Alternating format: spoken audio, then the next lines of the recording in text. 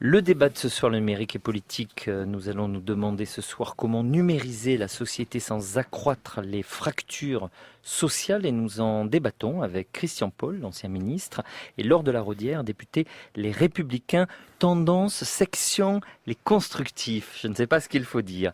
Longtemps, on a parlé de fracture numérique, on disait en anglais digital divide, et on analysait cette fracture comme une question et au fond un problème d'accès.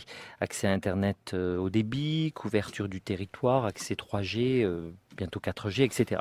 Bien que cette fracture territoriale persiste, on regarde désormais davantage la question de la fracture numérique comme étant d'abord sociale, culturelle, ainsi que générationnelle. C'est de ce sujet que nous parlons ce soir, autour de ces doubles fractures, au moment où le gouvernement annonce que 100% des démarches administratives vont pouvoir se faire en ligne. Déclaration fiscale, demande d'aide, inscription à Pôle emploi, achat de timbres fiscaux même, payer ses amendes, tout ça est plus simple en ligne, mais encore faut-il savoir le faire.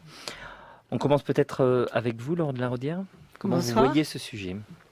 D'abord, je vois ce sujet et cette annonce du gouvernement de dire que 100% des démarches pourront être effectuées en ligne d'ici 2022 comme un facteur d'égalité des territoires, puisque quand vous habitez la campagne, quelquefois, vous êtes à 20-30 km, voire plus, de la préfecture ou de la sous-préfecture. Vous êtes quelquefois à distance de Pôle emploi. C'est pas toujours facile de faire toutes les démarches en ligne pour la caisse d'allocation familiale ou la Sécu. Donc, ça peut rapprocher les citoyens qui maîtrisent l'usage du numérique, finalement des services publics. Donc il ne faut pas dire à rose sur le baudet, ça, c'est pas bien. C'est plutôt une bonne chose. Je pense aussi c'est globalement une attente des Français. On est habitué à faire des démarches en ligne pour beaucoup de domaines et on attend que finalement nos services publics soient accessibles en ligne.